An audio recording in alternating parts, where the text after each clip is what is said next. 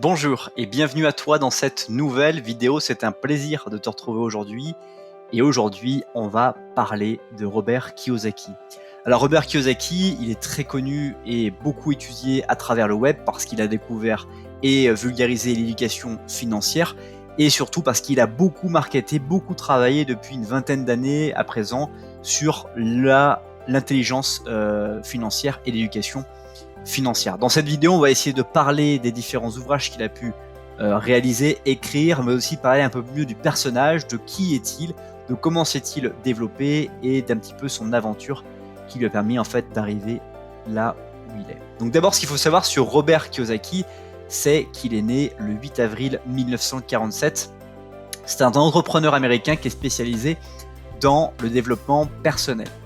Et ce qui est intéressant d'observer, c'est qu'il est né à Hawaï, aux États-Unis, et que c'est une personne qui s'est retrouvée à un moment donné dans sa vie à observer que tout le conditionnement dont il avait été victime d'une certaine manière à l'école étaient des choses qui ne ressemblaient pas à la vie qu'il souhaitait absolument avoir. Et toute cette frustration l'ont mis dans un pas en avant sur le fait de devoir et de vouloir construire un empire, de construire, on va dire, une réflexion pour mieux apprendre aux personnes ce que lui n'avait pu avoir la chance d'apprendre. Donc vraiment, le concept d'éducation financière, c'est lui qui l'a, on va dire, vulgarisé et qui a fait en sorte de pouvoir naturellement le mettre au goût du jour. Il a écrit des livres, des jeux qu'il commercialise, et le but de toutes ces propositions qu'il fait, c'est d'inclure de la culture d'entrepreneuriat, de la formation commerciale et la maîtrise des techniques d'investissement pour pouvoir, on va dire, d'une certaine manière, s'enrichir et mener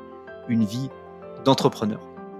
Alors, l'une des aspects intéressants à observer sur Robert Kiyosaki, c'est qu'au début des années 80, il a créé une entreprise de création et de distribution de t-shirts de groupe de rock qu'il a revendu en 1985. C'est l'une de ses premières entreprises qui lui a permis de pouvoir s'élever juste après celle qu'il a plus connue des premiers portefeuilles en nylon et velcro, le modèle Surfer. Certainement tu as déjà vu ces types de portefeuilles en nylon et en velcro qui permettaient de pouvoir garder son argent. Donc c'est l'une des premières entreprises avec celle de créer et de vendre des t-shirts de groupe de rock. Et donc grâce à ces investissements et l'argent qu'il a récupéré de cette entreprise-là, il a commencé à investir en immobilier et donc il explique qu'il a pris sa retraite à l'âge de 47 ans et c'est à ce moment-là qu'il a pu après travailler sur l'intelligence financière et se mettre réellement à en parler. Donc dans cette vidéo, juste avant qu'on aille plus loin, je t'invite à bien rester jusqu'à la fin de cette vidéo puisque j'ai un petit cadeau à t'offrir à la fin de cette vidéo et parce que j'ai pas mal de choses à te parler et ça serait dommage que tu ne rates cela. Dans l'ordre de ses œuvres principales, on peut noter notamment Père riche, Père pauvre, un livre qu'il a écrit et fait paraître en 2001, Le quadrant du cash flow en 2002, Le guide pour investir en 2005, L'entreprise du 21e siècle en 2012, Nos enfants riches et brillants en 2008 et Une seconde chance en 2019, avant naturellement le dernier livre dont on parlera aussi dans cette vidéo, qui est le livre Fake ou Faux, dans lequel il présente l'ensemble des fausses croyances que nous sont inculquées par l'école. Donc le premier livre que j'aimerais parler avec toi, c'est le deuxième livre qu'il a écrit, Le quadrant du cash flow, un livre qui fait partie des best-sellers, la suite du best-seller de Père riche, Père pauvre, dans lequel il révèle pourquoi certaines personnes travaillent moins que d'autres et gagnent plus d'argent, payent moins d'impôts et apprennent à devenir financièrement libre. Donc il explique un petit peu comment il a fait jusqu'à ses 47 ans pour pouvoir trouver, on va dire, cette stratégie-là, et il a construit cette méthode du quadrant du cash flow qui est une méthode en fait relativement simple mais pas simpliste, dans laquelle il arrive à vulgariser ça et il explique ce qu'on se pose comme question. Pourquoi certains investisseurs font de l'argent en risquant peu alors que la plupart des autres investissent sans tirent sans gain ni perte? Pourquoi la majorité des employés passent d'un emploi à l'autre alors que d'autres quittent leur emploi et bâtissent des empires commerciaux? Et que signifie pour ma famille et moi cette transition entre l'ère industrielle et l'ère de l'information? Comment puis-je tirer parti de cette transition et tracer ma voie vers la liberté financière? Bref, le quadrant du cash flow a été écrit pour te permettre d'abandonner la sécurité de l'emploi et de t'aventurer dans le monde de la liberté financière, d'effectuer des profonds changements dans ta vie, de prendre le contrôle de ton avenir financier et surtout en fait d'avoir une base très forte sur justement ce que tu peux découvrir à travers eh bien, le fait de devenir financièrement indépendant, le concept de la finance, de devenir indépendant financièrement et de tout ce qui va autour. Et donc ça m'amène naturellement sur le premier livre qu'a écrit Robert Kiyosaki, qui était Père riche, Père pauvre, écrit encore une fois en 2001, dans lequel, eh bien, en matière de finances personnelles, un livre qui a brisé le mythe selon lequel il faut gagner de l'argent pour devenir riche. C'est-à-dire que il a vraiment voulu démontrer qu'il a remis en question cette croyance, voulant que votre maison soit un actif.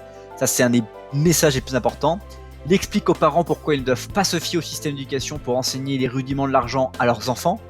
Et il t'enseigne, en fait, d'une certaine manière, quoi enseigner à tes enfants afin qu'ils connaissent plus tard la réussite financière. Donc, l'avantage, en fait, de ce livre Père riche, Père pauvre, c'est un storytelling, disons les choses telles qu'elles sont. Robert Kiyosaki explique un petit peu la psychologie de son père pauvre, qui était son père biologique, et de son père riche, qui était le père de son meilleur ami de l'époque, qui avait pas de diplôme, mais avait une entreprise et gagnait de l'argent, était riche. Pas seulement riche, mais heureux, avait du temps libre, pouvait faire différentes activités, pouvait aller avec son ami et lui, les amener en bateau, des après-midi entières, faire des choses, etc. Alors que son père, à lui, Robert Kiyosaki, n'avait pas le moindre temps, puisqu'il était enseignant dans une école, n'avait pas le temps pour s'occuper de ses enfants, devait toujours corriger des devoirs ou préparer des devoirs ici et là, et qu'au final, son père était jamais disponible, alors que, eh bien, il avait moins d'argent, moins de temps pour pouvoir apporter ça. Donc, dans cette réflexion-là, Robert Kiyosaki il ouvre un spectre très large sur, notamment, eh bien, comment tu peux mieux t'éduquer ou modifier tes croyances que tu peux avoir sur le fait d'imaginer que ta maison, là où tu vis, ta résidence principale, soit ton premier actif. C'est absolument faux, il explique absolument pourquoi. Et aussi, t'apprends pour tes enfants comment tu peux faire en sorte de pouvoir les luncher mieux que tu n'as pu être lunché dans ta propre vie. Troisième livre que j'avais vraiment envie de te parler, c'est le Guide pour investir. Un livre, comme je te le disais en préambule de cette vidéo, qui a été écrit en 2005, donc 3 ans après les 2 premiers ouvrages dont je te parlais, Père riche, Père pauvre, et le quadrant du cash flow. Guide pour investir, c'est un livre dans lequel voilà, il va parler en fait de vraiment l'investissement financier, l'investissement en bourse, l'investissement en immobilier, comment t'y prendre et comment faire pour justement réussir. Notamment, il t'explique que le mot investissement n'a pas la même signification pour tout le monde. Le riche, le pauvre et la classe moyenne investissent différemment. Et ce livre, il te propose en fait un cheminement à long terme pour qui veut devenir un investisseur prospère et placer ses capitaux dans les secteurs qui privilégient les gens riches. Et comme son nom l'indique, cet ouvrage est un guide et n'offre donc aucune garantie, seulement des conseils. Mais grâce à ce guide, tu vas pouvoir découvrir les règles de base de l'investissement, comment réduire les risques d'investissement, les 10 paliers du contrôle de l'investisseur, comment convertir ton revenu gagné en valeur de portefeuille, comment devenir un investisseur chevronné, comment transformer tes idées en entreprise multimillionnaire et comment et pourquoi tant de gens font faillite de nos jours, quelles sont les choses qui font et les facteurs qui vont créer cette difficulté-là. Donc Guide pour investir, c'est vraiment, on va dire, le troisième livre que tu dois lire. En fait, d'abord Père riche, Père pauvre, le deuxième c'est Quadrant du cash flow, Guide pour investir le troisième, et puis vraiment le quatrième qu'il faut avoir lu et lire, c'est le livre qui est sorti en 2020, c'est Faux, ce livre dans lequel il va s'opposer à tous les faits qui sont absolument faux et que tout le monde considère comme absolument vrai. Donc il parle des professeurs, des faux professeurs, par exemple le fait qu'on t'a enseigné à l'école à propos de l'argent, qu'est-ce qu'on t'a vraiment enseigné? En général rien. Tes parents et tes conseillers financiers, que savaient-ils à propos de l'argent? Pourquoi 3 Nord-Américains sur 4 vivent-ils de chèque de paye en chèque de paye? C'est-à-dire qu'ils n'ont pas la capacité de pouvoir, si un jour ils ont un chèque de paye qui n'est pas envoyé, ils ne peuvent pas payer leurs factures, ils sont dans la banqueroute, c'est-à-dire qu'ils sont en négatif. Pourquoi les étudiants croulent-ils sur les dettes pendant que leurs professeurs font la grève exigeant un meilleur salaire? Et puis aussi ces fameux faux actifs, les entreprises, notamment ces histoires de maisons qu'on peut avoir en résidence principale et qui ne sont absolument pas des actifs. Bref, vraiment un livre que je te recommande chaudement parce que avec ce livre-là, tu vas aller encore beaucoup plus loin dans l'éducation financière et pouvoir apprendre davantage. Ce n'est pas encore la fin de cette vidéo, mais juste avant que je ne l'oublie, je t'invite à faire plusieurs choses. Je te propose de t'abonner à la chaîne YouTube en activant les notifications juste en dessous.